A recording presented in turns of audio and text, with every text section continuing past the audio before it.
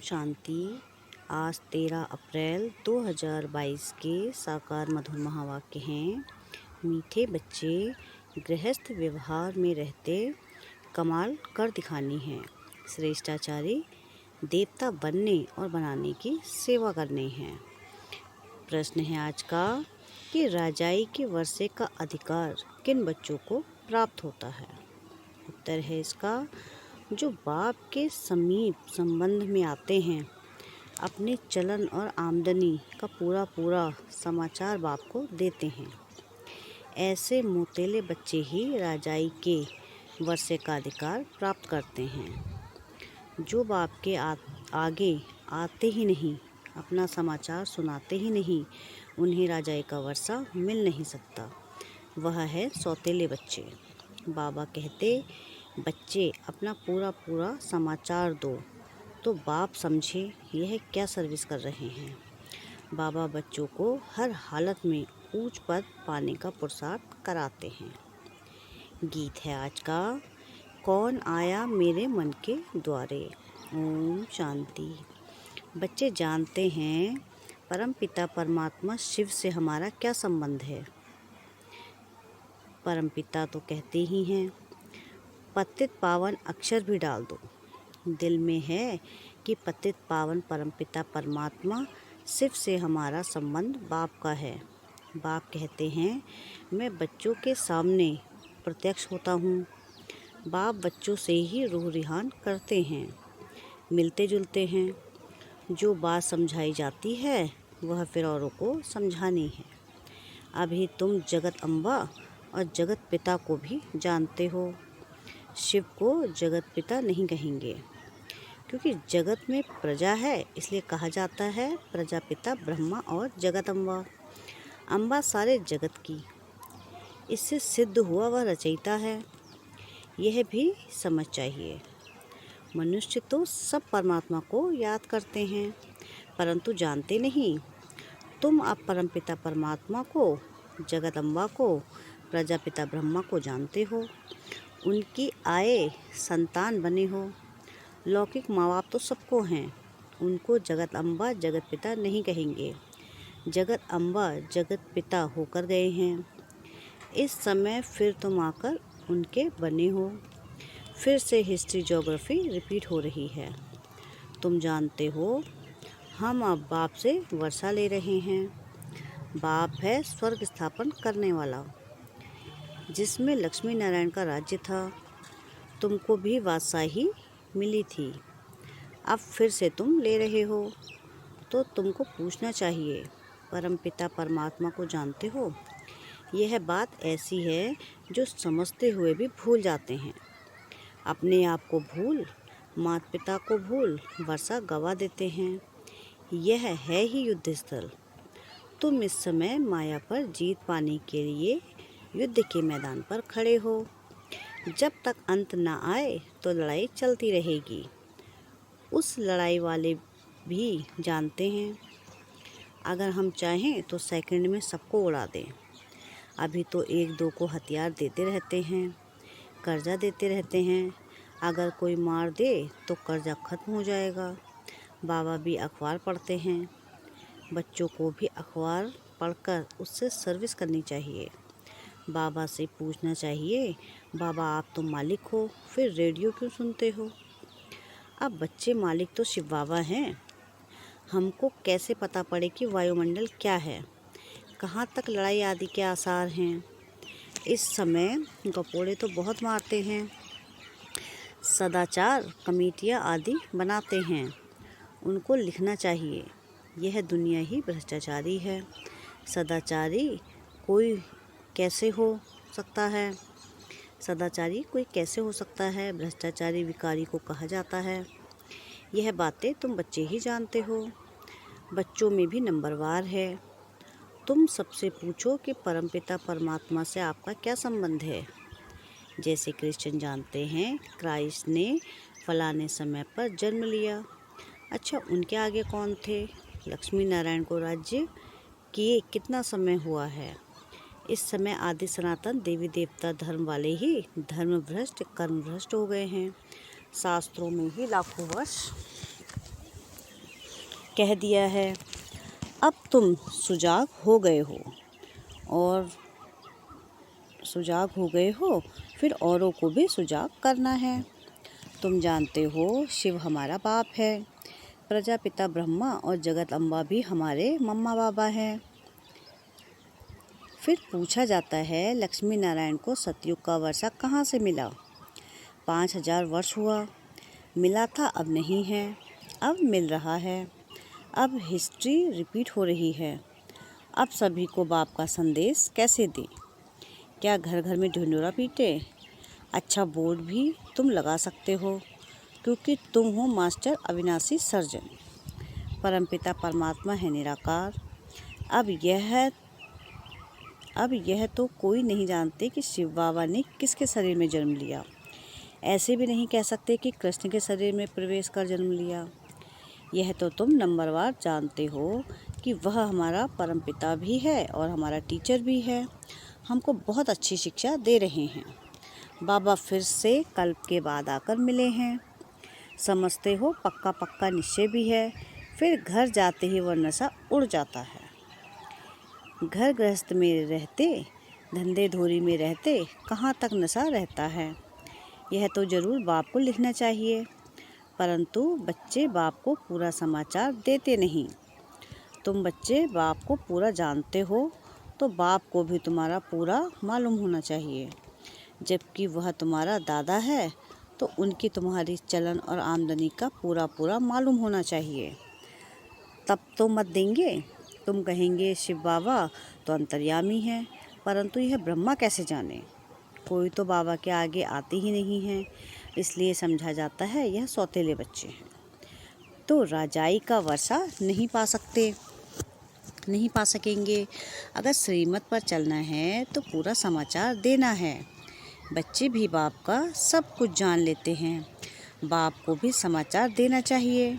यह है हमारा रूहानी गृहस्थ व्यवहार का संबंध। यह है रूहानी ईश्वरीय परिवार। सुप्रीम रूह से सभी आत्माओं का संबंध है ना।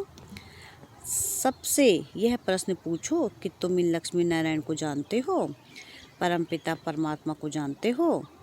तुम सतयुगी श्रेष्ठाचारी देवी देवताओं को जानते हो? तुम लिख सकते हो कि इन सब बातों को जानने से तुम श्रेष्ठाचारी बन सकते हो, नहीं तो कदाचित नहीं बन सकते। ऐसी सर्विस करने से तुम ऊंच पद पा सकते हो। भ्रष्टाचारी को श्रेष्ठाचारी बनाना यह तुम्हारा धंधा है, तो क्यों नहीं बोर्ड लगाते हो? स्त्री पुरुष दोनों इस सर्विस पर हैं। बाबा डायरेक्शन देते हैं, परंतु बच्चे फिर भूल जाते हैं, अपने ही धंधे में लग जाते हैं। सर्विस जो करनी है वह करते ही नहीं हैं। न पूरा समाचार देते हैं, न बोर्ड लगाते हैं। बोर्ड नहीं लगाया, सर्विस नहीं की तो समझेंगे देह अभिमान बहुत है। मुरली तो सब सुनते हैं। बाबा क्या कहते हैं? अनेक मत मिलती है। प्रदर्शनी के लिए बाबा कहते बच्चे गर्मी है तो पहाड़ी पर जाकर प्रबंध करो। अब देखें कहाँ से समाचार आता है कि बाबा हम यह प्रबंध कर सकते हैं।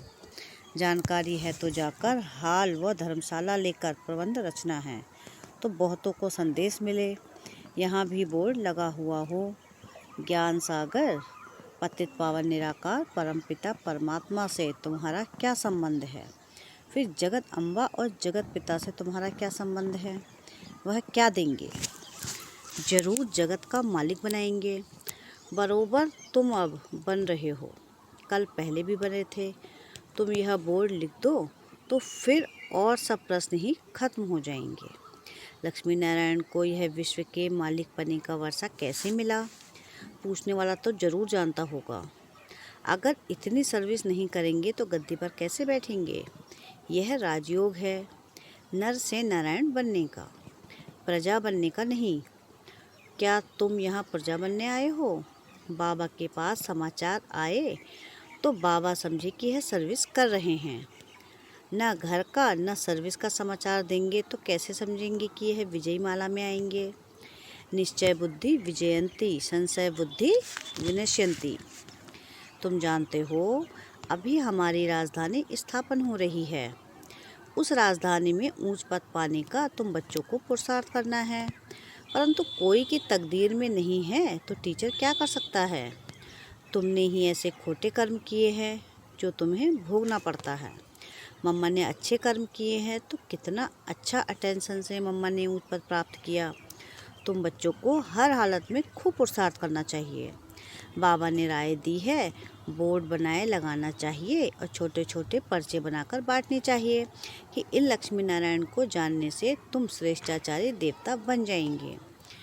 शुभ कार्य में देरी नहीं करनी चाहिए। तुम मीठे मीठे बच्चों को बहुत सर्विस करनी चाहिए। गृहस्थ व्यवहार में रहते कमाल कर दिखानी है। कब छोड़ने का ख्याल नहीं करना है। तुम जानते हो बाबा हमको ब्रह्मा द्वारा सिखला रहे हैं। शिव बाबा भारत में आया है तो क्या निराकार आया? कैसे आया, क्या किया, कोई को पता ही नहीं है। शिवरात्रि मनाते हैं, जरा भी पता नहीं है। परमात्मा आते ही हैं पावन बनाने। बाबा कहते हैं, कोई भी बात में मूंझते हो तो पूछो कि बाबा हमको यह बात समझ में नहीं आती है। 84 जन्मों का राज भी समझाया है, वर्णों में भी आना है।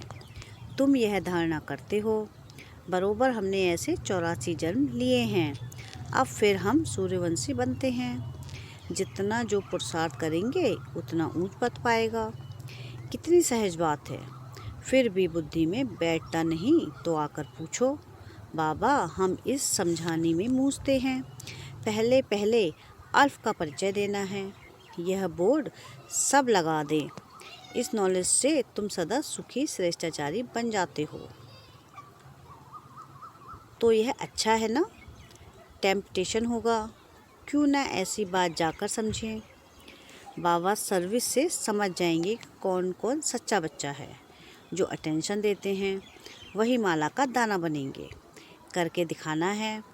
तुम तो प्रैक्टिकल सम्मुख बैठ सुन रहे हो, बाकी बच्चे मुरली द्वारा सुनेंगे। यह सब समझने की बातें हैं।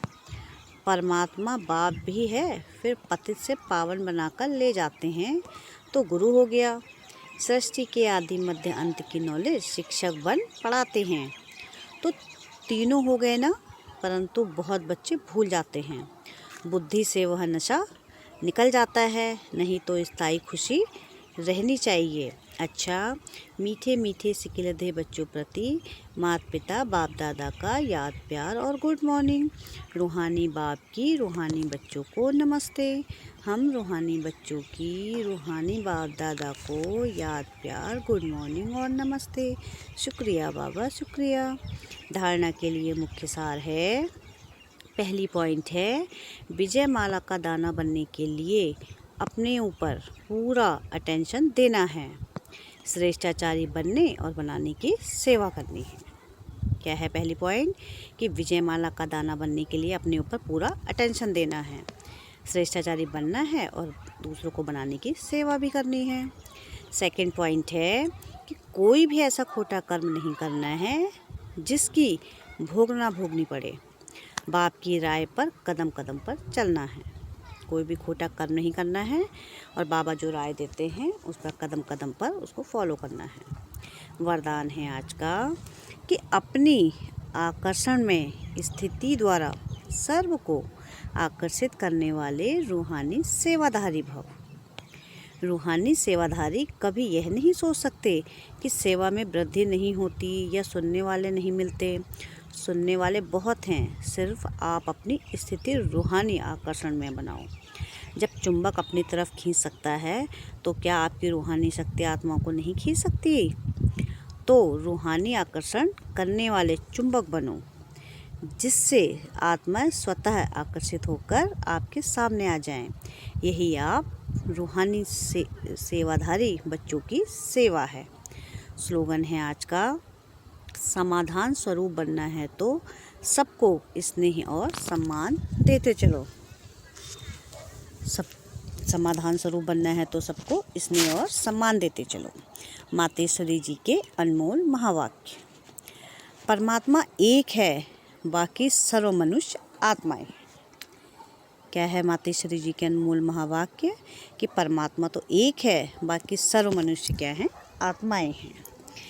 यह तो सारी दुनिया जानती है कि परमात्मा एक है, वो सर्वशक्तिमान है, जानी जाननहार है। ऐसे तो सारी दुनिया खुद भी कहती है हम परमात्मा की संतान हैं। परमात्मा एक है, भले कोई धर्म वाला हो वो भी परमात्मा को ही मानते हैं। वो भी अपने को परमात्मा द्वारा भेजा हुआ संदेशवाहक समझते हैं। ऐसे ही संदेश लेकर अपने अपने धर्म की स्थापना करते हैं। जैसे गुरु नानक ने भी परमात्मा की इतनी बड़ाई की, एक ओंकार सतनाम। एक ओंकार का अर्थ है परमात्मा एक है। सत्य नाम अर्थात उसका नाम सत्य है। तो गोया परमात्मा नाम रूप वाला भी है, अविनाशी भी है, अकाल मूर्त भी है, तो फिर कर्ता पुरुष भी है। माना वो खुद अकर्ता होते हुए भी कैसे ब्रह्मा तन द्वारा कर्ता पुरुष बनता है। अब यह सारी महिमा एक परमात्मा की है। अब मनुष्य इतना समझते हुए फिर भी कहते हैं ईश्वर सर्वत्र है। अहम आत्मा सो परमात्मा है। अगर सभी परमात्मा ठहरे फिर एक ओंकार यह महिमा किस परमात्मा की करते हैं। इससे सिद्ध है कि परमात्मा एक है। अच्छा, ओम शांति, ओम शांति, ओम शांति।